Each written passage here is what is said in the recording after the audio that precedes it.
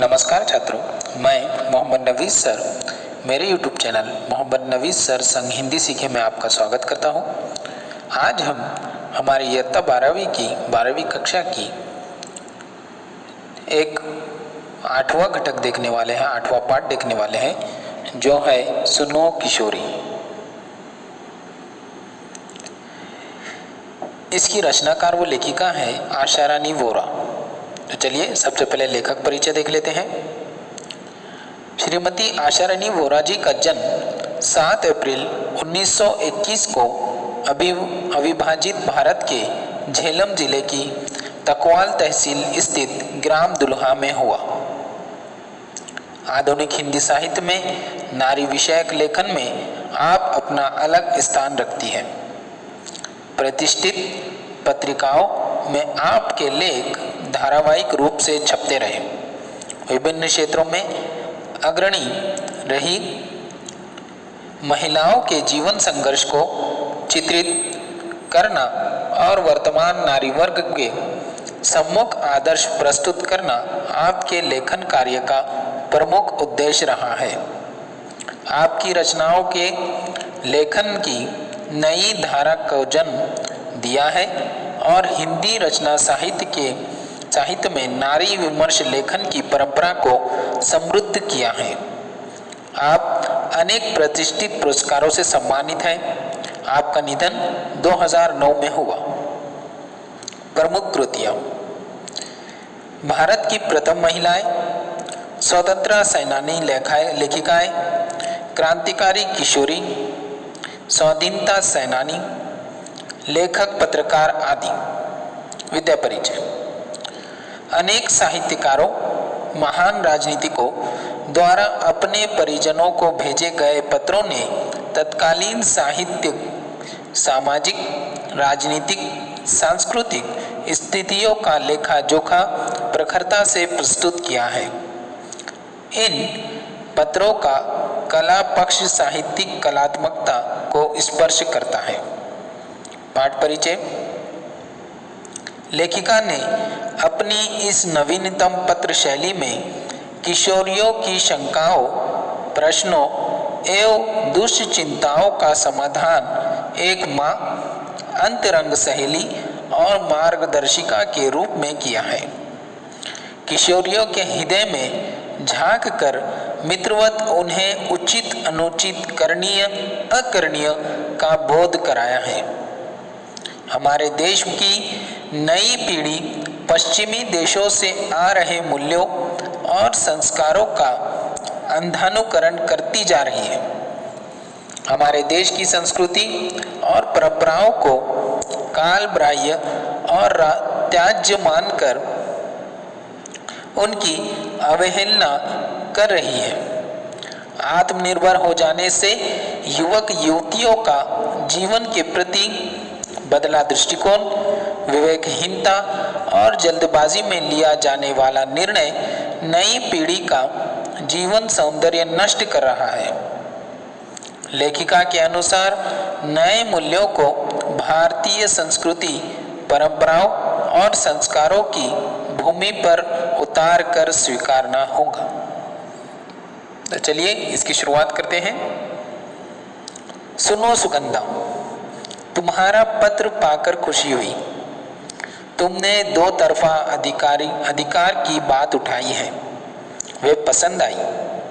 बेशक जिस बात से तुम्हारी असहमति हो वहां तुम्हें अपनी बात मुझे समझाने का पूरा अधिकार है। मुझे खुशी ही होगी तुम्हारे इस अधिकार प्रयोग पर उससे राह खुलेगी और खुलती ही जाएगी। जहाँ कहीं कुछ रुखती दिखाई देंगी वहाँ भी परस्पर आदान प्रदान से राह निकाल ली जाएगी। अपनी अपनी बात कहने सुनने में बंधन या संकोच कैसा? एक माँ अपने पुत्री से ये बात कर रही है। मैंने तो अधिकार की बात यो पूछी थी कि मैं उस बेटी की माँ हूँ जो जीवन में ऊंचा उठने के लिए बड़े ऊंचे सपने देखा करती है। आकाश में अपने छोटे छोटे डैनों को चौड़े फैलाकर। धरती से बहुत ऊंचाई में फैले इन डैनों को यथार्थ से दूर समझकर भी मैं काटना नहीं चाहती, केवल उनकी डोर मजबूत करना चाहती हूँ कि अपनी किसी ऊंची उड़ान में वे लड़खड़ा ना जाए।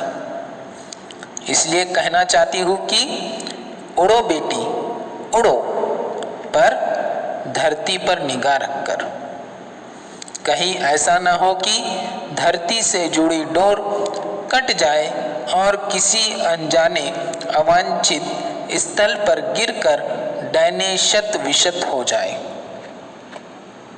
ऐसा नहीं होगा क्योंकि तुम एक समझदार लड़की हो, फिर भी सावधानी तो अपेक्षित ही है।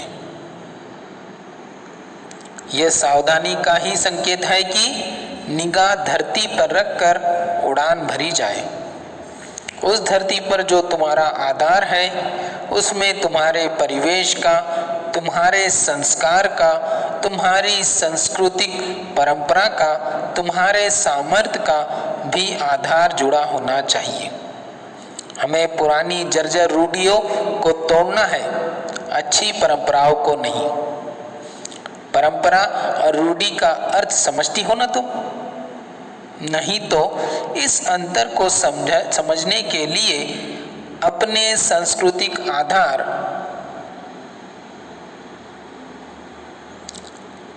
से साहित्य संबंधी अपने कॉलेज पुस्तकालय से खोज कर लाना और उसे जरूर पढ़ना। यह आधार एक भारतीय लड़की के नाते तुम्हारे व्यक्तित्व का अटूट हिस्सा है।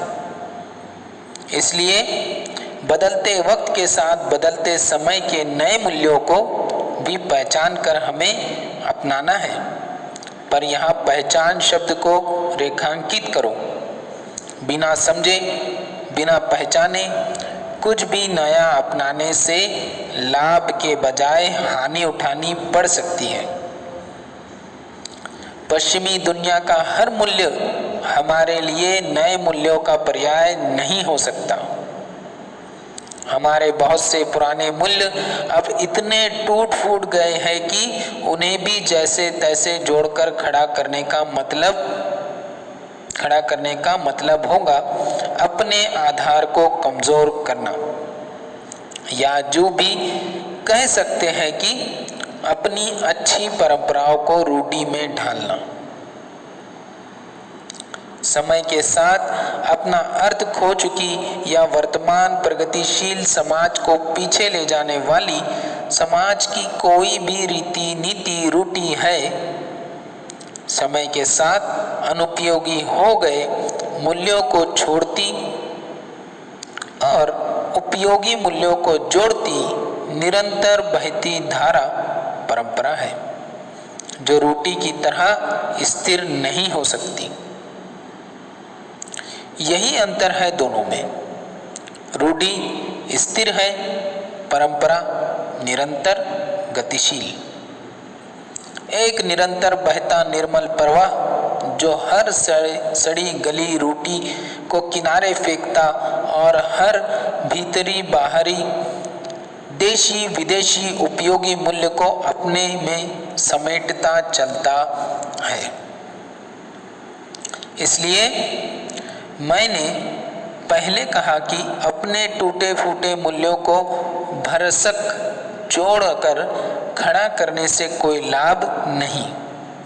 आज नहीं तो कल वे जर्जर मूल्य भरा कर गिरेंगे। इसी तरह पश्चिमी मूल्य भी जो हमारी धरती के अनुकूल नहीं है, जो कि तो यहाँ नहीं उगाए जा सकते। उगाएंगे तो वे पौधे फलीभूत नहीं होंगे तो जल्दी झड़ जाएंगे। वे फल हमारे किसी काम के नहीं होंगे। मुझे लगता है पत्र का ये अंश आज तुम्हारे लिए कुछ भारी हो गया। बेहतर है अपनी संस्कृति व परंपरा को ठीक से समझने के लिए फुर्सत के समय इससे संबंधित साहित्य पढ़ना, इसलिए कि यह बुनियादी जानकारी हर भारतीय लड़की के लिए ज़रूरी है, जिससे वह अपनी धरती, अपनी जड़ों को अच्छी तरह पहचान सके। यहाँ तुम्हारी सहेली रचना के संदर्भ में ये प्रसंग इसलिए कि वह इस सीमा रेखा को नहीं समझ पा रही। एक रचना का ही संघर्ष नहीं है, ये एक पूरी पीढ़ी का संघर्ष है। नई पीढ़ी पुराने मूल्यों को तो काट फेंकना चाहती है, पर नए मूल्यों के नाम पर केवल पश्चिमी मूल्यों को ही जानती पहचानती है। कहे उधार लिए मूल्यों से ही काम चला लेना चाहती है। नए मूल्यों के निर्माण का दम खम अभी उसमें नहीं आया है। सुनो, नए मूल्यों का निर्माण करना है तो नए ज्ञान विज्ञान को पहले अपनी धरती पर टिकाना होगा। अपनी सामर्थ्य और अपनी सीमाओं में से ही उसकी पगडंडी काटनी होगी। ये पगडंडी काटने का साहस ही पहले ज़रूरी है। नई चौड़ी राह उसी में से खुलती दिखाई देंगी। तुम अपनी सहेली रचना को ये समझाने की क्रांति की बड़ी बड़ी बातें करना आसान है, कोई छोटी सी क्रांति भी कर दिखाना कठिन है, और एक ही झटके में यूं टूट हार कर बैठ जाना तो निहायत मूर्खता है। फिर अभी तो वह प्रथम वर्ष की पूर्वार्ध में ही है। अभी से उसे ऐसा कोई कदम नहीं उठाना चाहिए।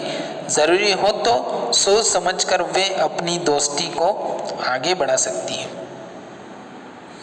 कॉलेज जीवन में पूरी अवधि में वे निकट मित्रों की तरह रहकर एक दूसरे को देखे जाने, जांचे परखे, एक दूसरे की राह में रोड़ा नहीं, प्रेरणा और ताकत बनकर परस्पर विकास में सहभागी बने।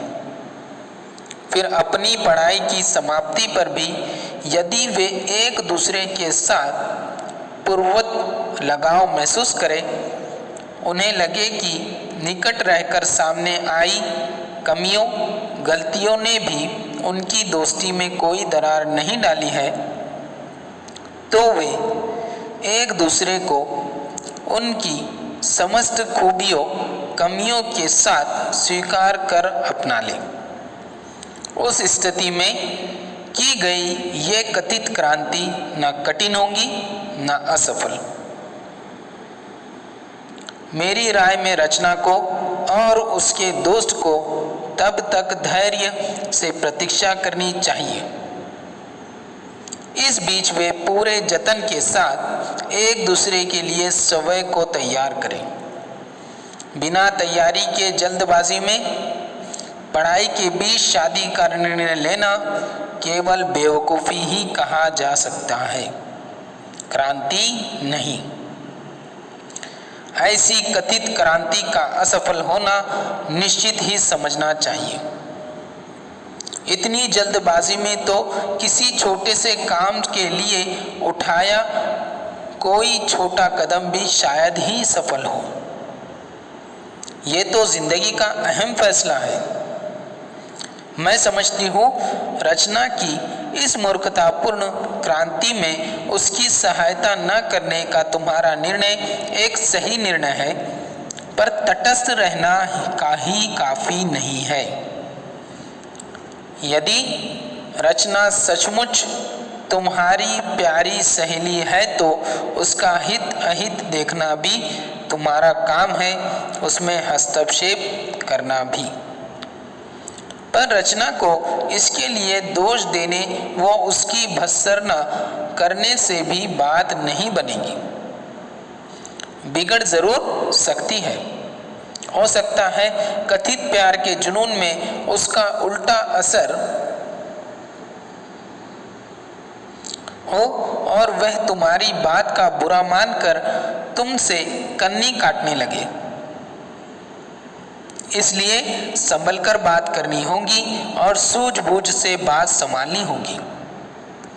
दोष अकेली रचना का है भी नहीं, दोष उसकी नासमझ उम्र का है या उसके उस परिवेश का है जिसमें उसे संभल कर चलने के संस्कार नहीं दिए गए।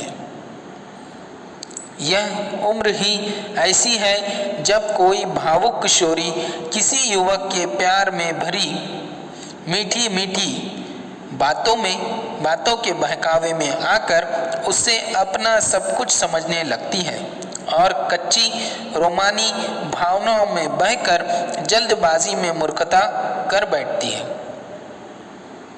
पछतावा उसे तब होता है जब पानी सिर से गुजर चुका होता है। इस अल्हड़ उम्र में अगर वह लड़की अपने परिवार के स्नेह संरक्षण से मुक्त है, आज़ादी के नाम पर समय को ज़रूरत से ज़्यादा अहमियत देकर अंतर्मुखी हो गई है, तो उसके फिसलने की संभावना अधिक बढ़ जाती है। अपने में अकेली पड़ गई लड़की जैसे ही किसी लड़के के संपर्क में आती है, उसे अपना हमदर्द समझ बैठती है और उसके बहकने की, उसके कदम भटकने की संभावना और भी बढ़ जाती है। लगता है अपने परिवार से कटी रचना के साथ ऐसा ही है। यदि सचमुच ऐसा ही है तो तुम्हें और भी सावधानी से काम लेना होगा, अन्यथा उसे समझाना मुश्किल होगा, उल्टे तुम्हारी दोस्ती में दरार आ सकती है। एक अच्छी सहेली के नाते तुम उसके पारिवारिक पृष्ठभूमि का अध्ययन करो। अगर लगे कि वे अपने परिवार से कटी हुई है तो उसकी इस टूटी कड़ी को जोड़ने का प्रयास करो। जैसे तुम मुझे पत्र लिखती हो, उससे भी कहो वह अपनी माँ को पत्र लिखिए। अपने घर की भाई बहनों की बातें में रुचि लें। अपनी समस्याओं पर माँ से खुलकर बात करें और अपने उनसे सलाह लें। यदि उसकी माँ इस योग्य ना हो तो वे अपनी बड़ी बहन या भाभी से निर्देशन ले। यह भी संभव ना हो तो अपनी किसी समझदार सहेली या रिश्तेदार को ही राजदार बना ले। घर में किसी से भी बातचीत का सिलसिला जोड़कर वह अपनी समस्या से अकेले जूझने से निजात पा सकती है। नहीं तो तुम तो हो ही, ऐसे समय में वह तुम्हारी बात न सुने, तुम्हें झटक दे, तब भी उसकी वर्तमान मनोदशा देखकर तुम्हें उसकी बात का बुरा नहीं मानना है। उसका मूड देखकर उसका मन टिटोलो और उसे प्यार से समझाओ।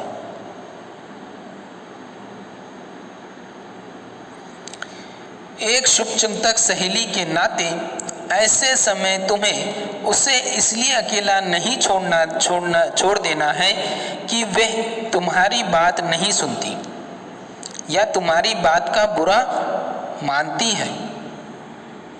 तुम साथ छोड़ दोगी तो वह और टूट जाएंगी। अकेली पड़कर वह उधर ही जाने के लिए कदम बढ़ा लेंगी जिधर जाने से तुम उसे रोकना चाहती हो। यहीं पर तुम्हारे धैर्य और संयम की परीक्षा है। अगर ज़रूरी समझो तो सहेली के कथित दोस्त या प्रेमी लड़के से भी किसी समय बात कर सकती हो। उसकी मंशा जानकर उससे अपनी सहेली को अवगत करा सकती हो या आगाह करा सकती हो। यदि तुम्हें लगे कि लड़का निर्दोष है, निश्चल है, अपने प्यार में सच्चा या अडिग लगता है, तो दोनों को पढ़ाई के अंत तक प्रतीक्षा करने और तब तक केवल दोस्त बने रहने का परामर्श दे सकती हूँ, पर यहाँ भी तुम्हें सतर्कता बरतनी होगी।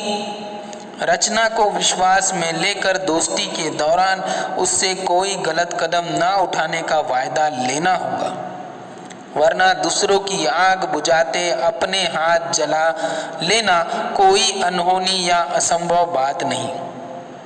इसलिए मैंने कहा है, यह तुम्हारी सोच समझ की भी परीक्षा होगी। और